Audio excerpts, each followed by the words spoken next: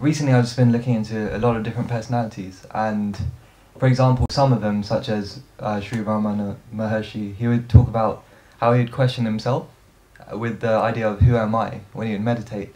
But there's also different personalities who would actually talk about different qualities, such as trying to follow brahmacharya, for example, and just through controlling their mind throughout the day, and through meditation as well.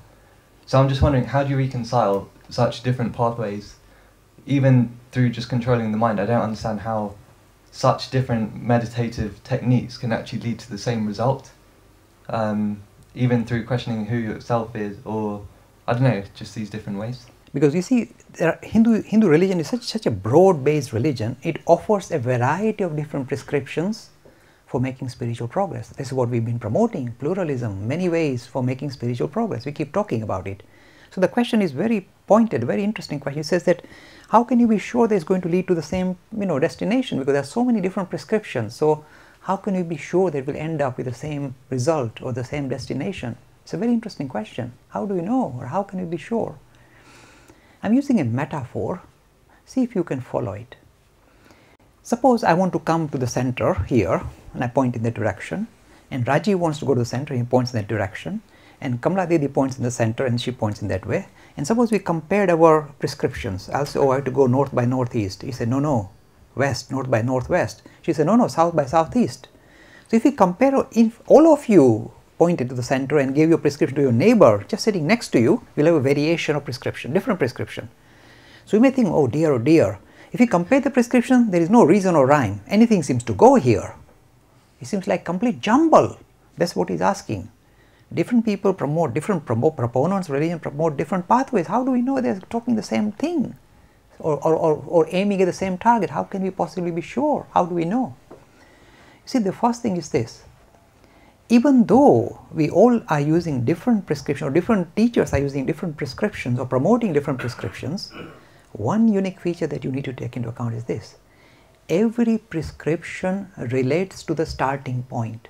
It is suited to the needs of that particular individual from that starting point. That is why the prescriptions are different. So when we compare our prescriptions, oh dear, there's all different directions. What's going on? And yet, it is only reflecting not the destination is different, but our starting point is different. We are sitting in different position to the center. In the same way, suppose I meet a person who is devout by nature, who loves the idea of God and falling in love with God and likes to sing and dance in the name of God. You see, that prescription would suit him. So I would say, yes, sing and dance in the name of God. That's your prescription. So you'll find a guru who will promote that and follow it to his destination. Somebody else will use, say, different pathways. And he says, I'm intellectually oriented. I don't like this emotional, this sentimental stuff. I rather think of this intellectually and sort myself out.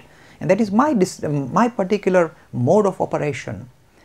So the Hindu religion allows for this. It recognizes this is why there is pluralism. Even though destination is same, the pathways are different because they reflect different needs, different starting points. Every starting point has got its own requirement because it kind of is trying to aim at that. So it's got its own direction. So let it be. And yet a question arises, is this: how do we know that we hit the same jackpot? This is just a metaphor. I just made up a metaphor, and metaphors can be challenged. So how do we know we are still hitting the same jackpot? This is how we know. Anybody following any prescription, suppose it's a great bhakta, or a great gnani, or a great karma yogi, works selflessly for the betterment of others all his life. When he hits the jackpot, means when he hits the destination, that means I am now enlightened. I know God, not about God, I know God. I know what is spirit, I know. When he asserts, and he's not gone mad, he's serious. One thing that happens like magic, is that person becomes, suppose he's a great bhakta. Once he hits the jackpot, he becomes the greatest gnani without going to any university. You say, where did he get all these intellectual skills? When you hit the jackpot, you get honorary qualification of all the other pathways. Check it out.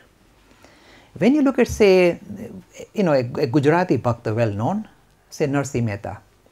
When you analyze Narsi Mehta's poems and his sayings and his whatever, you say, my God, this guy is talking nothing but the purest of Vedas. The highest Vedantic philosophy is flowing out of his lips through poetry, through songs. Where did he get it? like the Vaishnava Janato, and you say, where did this guy pick up all these skills? How did he articulate? How did he become a gnani? He was supposed to be a bhakta. An anguthacha bhakta means illiterate. Where did he pick up this? Did he go to university? See, they become honorary, if you like, they become qualified as honorary qualification of every pathway. Once you hit the jackpot, you can look around. Once you're in the center, you can look around at all the different prescriptions and smile. You feel one with all of them. So a great bhakta becomes automatically a great gnani, and a great gnani becomes a great bhakta. Let me give you an example. Look, Narsi Mehta, a great bhakta, becomes a great gnani. You just analyze his poems, it will knock you out. Purest of Vedanta coming out. Then you see this Vivekananda that I keep talking about. A Prakhar Gnani, tremendously intellectual giant, very sharp intellect.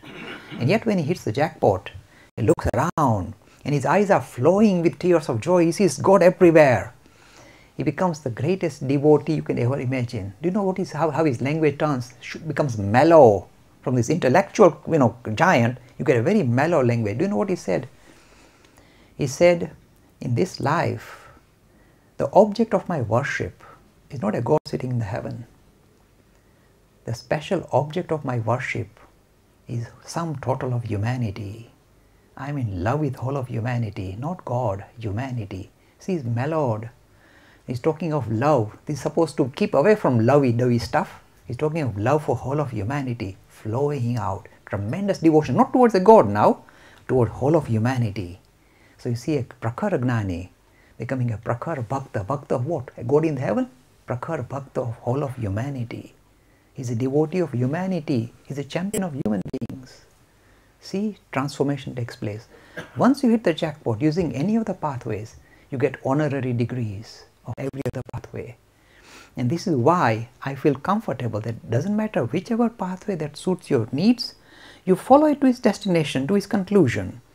And then when you hit the jackpot, you will suddenly discover that all these other pathways are not yet in contradiction with my pathway. They are, if you like, complementary. And you get all this complementary free, like complementary stuff we get all the time. Here you get all this imagine, Bhakta becoming a Gnani and a Gnani becoming a Bhakta, or become a Karma Yogi. Because his life becomes a reflection of this reality. He can't help himself be a Karma Yogi. And look at their lives. They're highly active for the betterment of greater society. All of them, Bhakta, Gnani, they all get these honorary degrees and they got stuck with it.